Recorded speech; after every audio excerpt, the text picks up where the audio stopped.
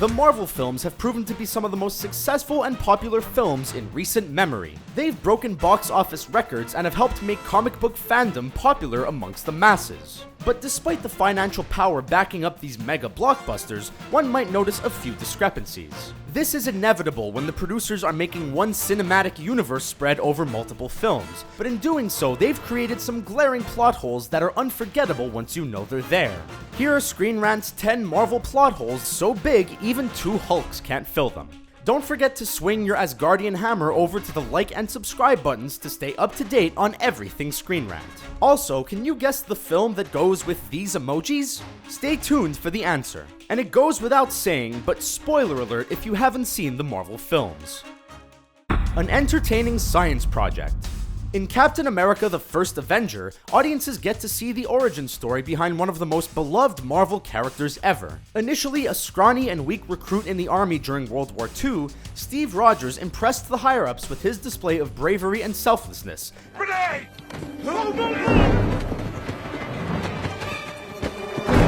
as well as cunning tactics on the battlefield that put him ahead of the much stronger soldiers around him. He's invited to join the Super Soldier Project, which thanks to some inventive super serum turns Steve Rogers into Captain America. And then, the upper echelons turn him into a performing monkey. Nice boots, Tinkerbell! Come on, guys. We're all on the same team here. Instead of fighting at the front lines like he was designed to do, Cap is turned into a dancing and singing piece of propaganda. Now we get that there's no more serum to go around, but when one has a super soldier, one should probably use them. Thanos and the Infinity Stones. Before the invasion of New York City, the Mad Titan Thanos gives Loki a scepter to help him with his conquest of Midgard. The scepter, of course, allows Loki to take control of the minds of certain people to help him with his plans, or as Tony Stark calls them, flying monkeys. I understood that reference. This is done through the help of the Mind Stone, one of the Infinity Stones that Thanos so desperately wants. But if Thanos needs all the stones, why did he give one up? Maybe he was just that confident that Loki would succeed. But in the end, Thanos came out of it all with no Infinity Stones. Sounds exhausting. So in reality, the whole invasion of New York was a huge loss for him. Surely Thanos and Loki could have used some Chitauri minions to help create the portal and keep the Mind Stone out of harm's way. Instead, the scepter was left behind and eventually placed in the head of Vision. Plus, Loki is personally responsible for losing the Tesseract after he provokes the Avengers to assemble. We would not want to be Loki right now. To make matters worse, Thor brings the Tesseract to Asgard, but leaves behind the super powerful scepter. Seriously, Thor? Come on now. Is Thor psychic? On the topic of the Infinity Stones, another head-scratching plot hole has been created with their existence in the film's universe. This time, however, the culprit is the Power Stone, seen in Guardians of the Galaxy in the possession of Ronan the Accuser, before it ultimately comes into the protection of the Nova Corps by the end of that film. Yet by the end of Avengers: Age of Ultron, Thor seems to have magical knowledge of the Four Stones' existence by the end scene. The Mind Stone is the fourth of the Infinity Stones to show up in the last few years. It's not a coincidence. He's come into contact with 3 of these stones, the Tesseract, the Ether, and the Mind Stone in Loki's scepter, but he has no idea what the 4th stone is or where it is. All he knows is that there is at least 4 based on the vision he had. Avengerless. Avengers assemble, just not right now. It's kind of odd that the Avengers only decide to assemble every few years, despite the growing number of threats on Earth and across the cosmos. So now, why is it that the Avengers assemble to stop a giant murder bot that Tony Stark created, yet when a dark elf from outer space threatens to plunge the whole galaxy into darkness, Thor is left on his own to pick up the pieces? If anything, Malekith's plan was the more sinister and put more people in jeopardy, as it affected the entire cosmos. Yet during the showdown in London, not one of Thor's Avenger buddies showed up to give him a hand. We bet Iron Man could have been there in time if he flew in at maximum speed. Black magic.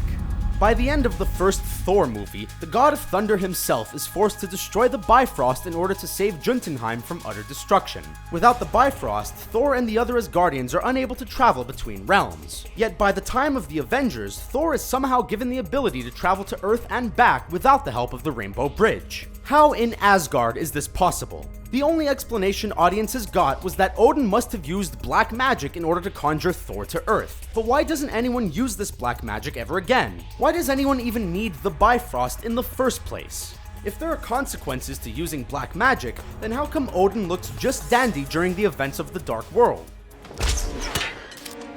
Worst hacker ever. In the Avengers, Tony Stark decides enough is enough and plants a hacking device on Fury's helicarrier in order to learn every dirty secret the Master of Secrets has, as well as anything S.H.I.E.L.D. might be keeping from the team. There's only one problem though. Even with the superpower of Jarvis working the hack, no one was able to detect anything at all about the infiltration of S.H.I.E.L.D. by Hydra. Not one. We understand that Hydra is a super secret Nazi group, but if an artificial intelligence such as Jarvis is doing the hacking, surely a few eyebrows would be raised by the results, which would then result in an inquiry of sorts and the premature reveal of the Hydra infiltration. Listen to me, you big blue bastard. Take those headphones off. That's mine. Those belong in Impound, that tape, and that player is mine! Space Age Radio Shack. One of the audience's favorite aspects about the smash hit Guardians of the Galaxy was that it had one seriously awesome soundtrack. Using music mainly from the 1970s, the film ended up having a very unique style and feel that sets it apart from the other Marvel films. But the use of music has raised some questions. Mainly, how does Peter Quill get new batteries for his cassette player? Maybe AA batteries are not just an Earth-exclusive commodity, but we doubt it. Quill also has a fully functioning cassette player in his ship, which really raises some eyebrows because one has to ask how he built it. Quill isn't exactly a genius like most superheroes, so he would have no idea how to make one, especially as a child, and finding the right tools to make one on other planets might prove to be a bit difficult for him. Hi, I'm Scott. This might bug you. In the film Ant-Man, Scott Lang is inevitably tasked with infiltrating the Avengers headquarters seen at the end of Age of Ultron.